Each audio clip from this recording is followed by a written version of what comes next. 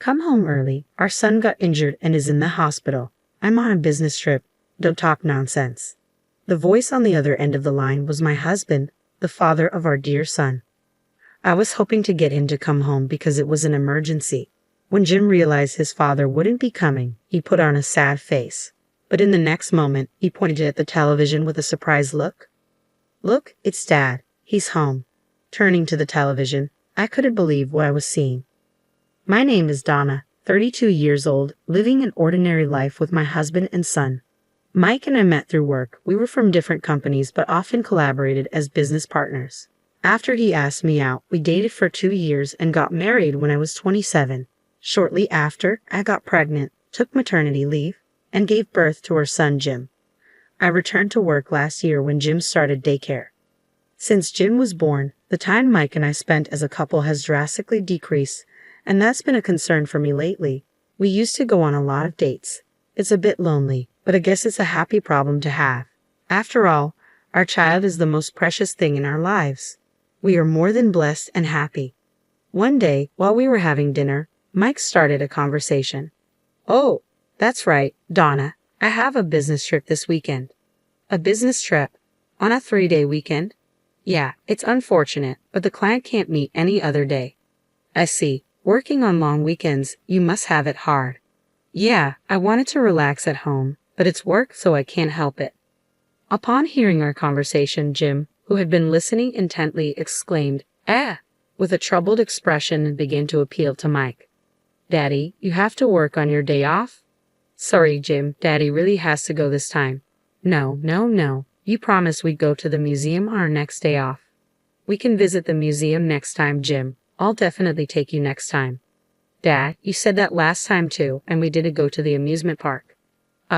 Challenged by his son, Mike gave a troubled laugh. As a mother, I tried to calm Jim and reason with him. "Jim, you see, your dad is working hard for you, okay?"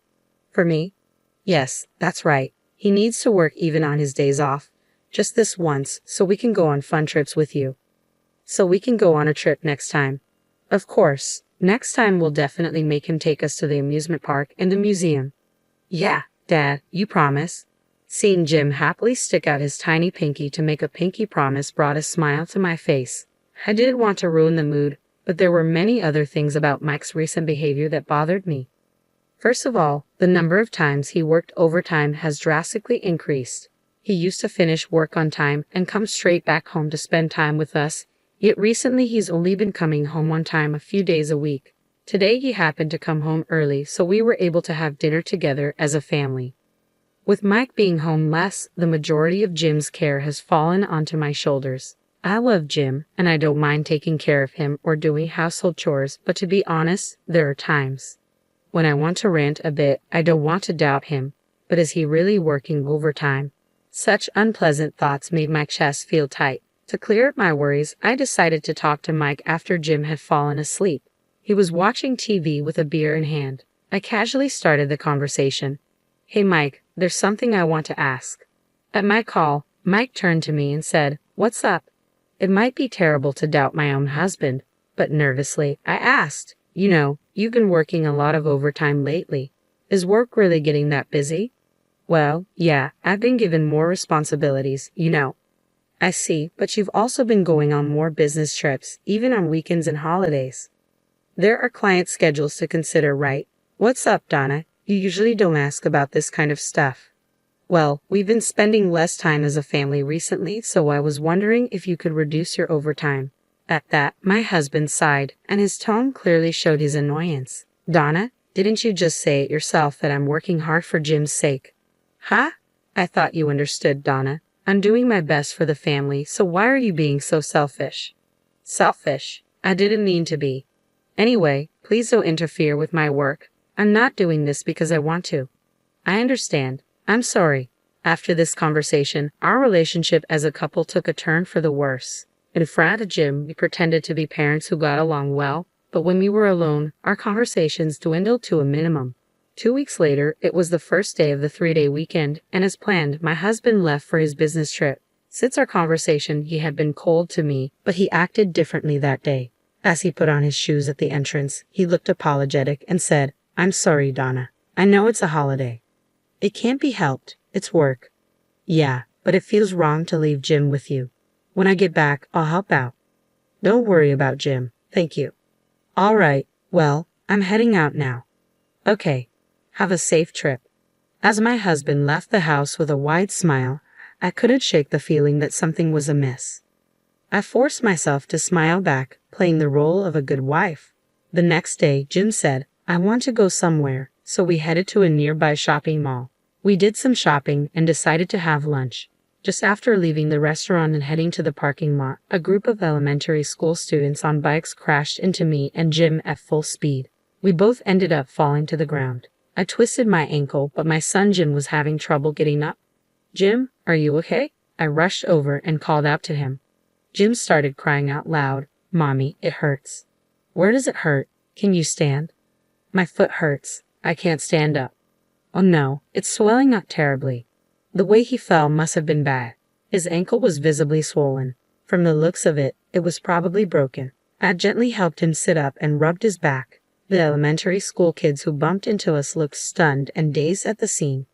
For the time being, I took their parents' numbers and sent them home. I carried my son to the car and rushed to the nearest general hospital. Even while we were waiting for our turn at the hospital, Jim was continuously crying, probably due to the pain. It's okay, Jim. Mommy's here. Even though I said so, Jim had never experienced a major illness or injury before. Even adults suffer badly from a twisted ankle, so it must be even worse for Jim. With sobbing mixed into his continuous crying, all I could do was keep comforting him. An hour later, we were finally called in for a checkup. The X-ray results confirmed that Jim's ankle was indeed broken. However, thanks to the cast, his expression seemed somewhat relieved. Now, what to do next? Mike is on a business trip and my parents live far away, so I can't rely on them. I still have to go to work, but I can't leave my son home alone with a broken ankle. I contacted my workplace and arranged to work from home for a while. For now, I should call Mike. Mike, who answered the phone after a few rings, sounded annoyed as if the call was an interruption and bluntly asked, What do you want? Even though I was irritated by Mike's attitude, I explained the situation. We were hit by a bicycle in the parking lot at the shopping mall. Jim broke his ankle. We got it casted, so he seems a bit relieved now. Mike responded. And? What do you mean, and? Don't you have anything else to say? Aren't you worried? It's just a broken bone, right? He'll be fine if he rests. But you don't have to say it like that. I'm busy. Don't call me over the smallest thing. Thinking about Jim, I knew I was asking a lot, but I pleaded with Mike anyway. I'm sorry, but is there any way you can cut your business trip short? What? What are you talking about? That's impossible. But with Jim in this condition, I can't even go shopping. I can't cook either. I don't care. Take him with you. He has a fractured ankle. How do you expect me to take him? Come home early because our son got injured and is in the hospital. I'm on a business trip. Don't talk nonsense. He snapped and hung up on me. The tone of the disconnected call echoed in my ears, and a feeling of emptiness overwhelmed me more than anger or sadness. Is your business trip that important? We're having an emergency, and yet he talks to me like that. Now I can't even do my house chores. I decided to ask for help from my mother-in-law, who lives 30 minutes away by car. When I called her, she said, I'll be right there. In the meantime, I waited with Jim, watching TV. While we waited for my mother-in-law, I told Jim that his dad couldn't come home. Jim, Daddy can't come home because he's busy at work. I want to see Daddy, Jim said. Does Daddy really have to work? Remember what I told you before, Daddy is working hard for us. Suddenly, Jim cut me off, pointed at the TV screen, and said, Mom, Daddy's not at work. What? What are you talking about? Look, Daddy's right there. What are you saying, Jim? Look, Mom, it's Daddy. Jim's face suddenly lit up with joy. Looking where Jim was pointing, I saw it too. On the screen was undoubtedly Mike, but he wasn't alone. Next to him was a young woman, and they were being interviewed at a tourist spot on live television. This can't be happening. Why is Mike there? Didn't he leave for his business trip just yesterday? My supposedly away for business husband was on the screen, smiling with a woman, arm in arm, looking just like a couple. At that moment, an indescribable emotion began to bubble up within me. This is cheating. Once I was certain, I quickly hit the record button, capturing evidence of Mike's infidelity. Not wanting Jim to see any more of this, I quickly changed the channel. Soon enough, my mother-in-law arrived. While Jim took his nap, I decided to tell her about Mike's infidelity. Mother-in-law, I have something to tell you. I stared into my mother-in-law's eyes and quietly told her, Donna, what's wrong? You seem so serious. Can you take a look at this? I played the recording from earlier. There it was, irrefutable proof of infidelity. When the interviewer asked Mike if he was on vacation, he responded gleefully, Yeah, I finally got some time off. That's great. Are you here with your wife today? No, she's still my girlfriend. Haha, I hope to marry her someday. Very sweet. Enjoy your trip. Thank you. I stopped the footage as soon as Mike's interview ended. Witnessing her son's infidelity, my mother-in-law covered her mouth with both hands, lost for words. While I was wondering where to start, my mother-in-law bowed her head deeply. Donna, I'm so sorry. My stupid son. Mother-in-law, I'm thinking about divorce. Yes, of course, I understand. I won't stop you. What that fool did is unforgivable. I'm sorry. Don't apologize. Please, for Jim's sake, you should seriously consider divorce. To confirm the truth about Mike's infidelity, I called his workplace. A staff member who was working over the weekend confirmed that Mike did not have any business trips scheduled. On the contrary, it was revealed that he had taken numerous paid leave days in the past few months. When I checked my calendar, the dates he had taken off were the same days he told me he was staying overnight at his office because of work. He was probably spending all those leaves going on all-day dates with his mistress. As more and more of Mike's misdeeds came to light, a simmering rage began to rise within me. To tell such an easily discoverable lie and to even go on a trip with his mistress, how much more does he need to make a fool out of me? Once my anger subsided, I quickly decided to come up with a plan to get back at Mike. Even my mother-in-law approved of me filing for divorce, so I'm not holding back. A few days later, before Mike got home, I invited my mother-in-law over to our place and had her wait for him in the room next to our living room.